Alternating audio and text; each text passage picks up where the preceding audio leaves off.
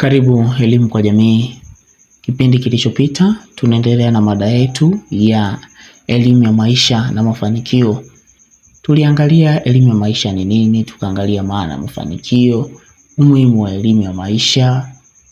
Tukaangalia mambo muhimu ili ufanikiwe katika maisha.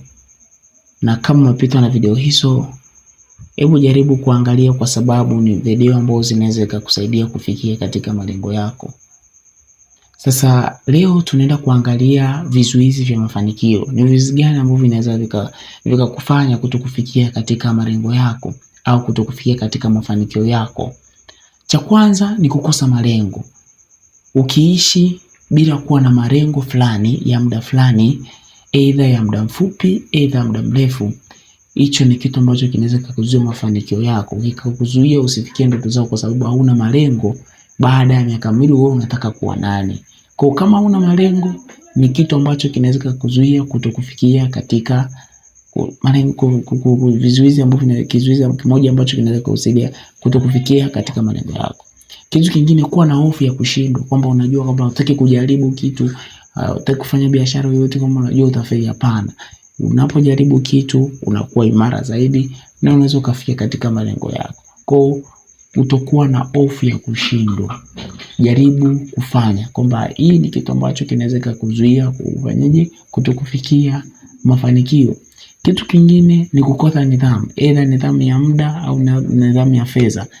Kutokupangilia mipango yako kutokana na nidhamu. Kwa usipokuwa na nidhamu, hauwezi kufanikiwa katika maisha yako.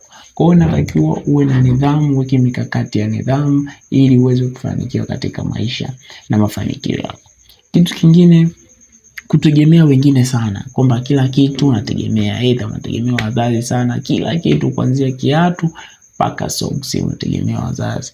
Kwa hiyo ni kitu, yani kuwa tegemezi sana kwa watu wengine. Sijasema kwamba watu wategemea, lakini kuna umri ambao inafika natakiwa uanze kujitegemea wewe. Kama ni kijana, binti yote ule, uanze kujitegemea kama wewe, kuweza kujitegemea.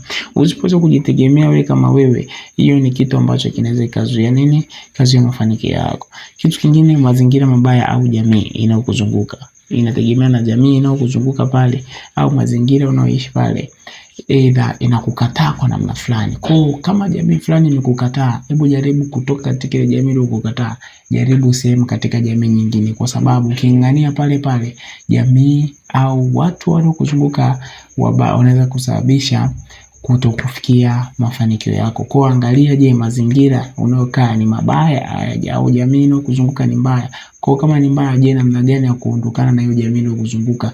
Move, tafuta sehemu nyingine, anzisha hicho kitu. Kitu kingine ni uzembe na uvivu. Kwa kuwa mzembe, unalala masaa 12, masaa 8, kulala masaa 7 zaidi ya 8. Kwa hicho ni kitu ambacho kinaweza kikazuia mafanikio yako. Kwa angalia muda wa kulala, unalala saa ngapi, unaamka saa ngapi.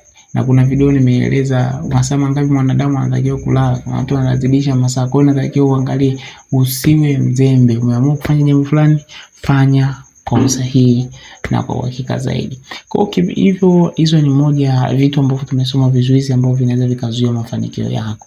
Kwa wewe kama kijana, wewe kama unajitafuta bado, kuangalia namna gani ya kuepuka vizuizi ambavyo vinaweza vikasababisha kutofikia mafanikio yako. Kwa kipindi kinachokuja tutaangalia mbinu mbalimbali na ambazo zinaweza ukafanya zikakufikia malengo yako. Kwa ni mbinu gani tutakuja tuziangalie katika kipindi kinachokuja, ambazo zinaweza zikakusaidia kufikia malengo yako. See you.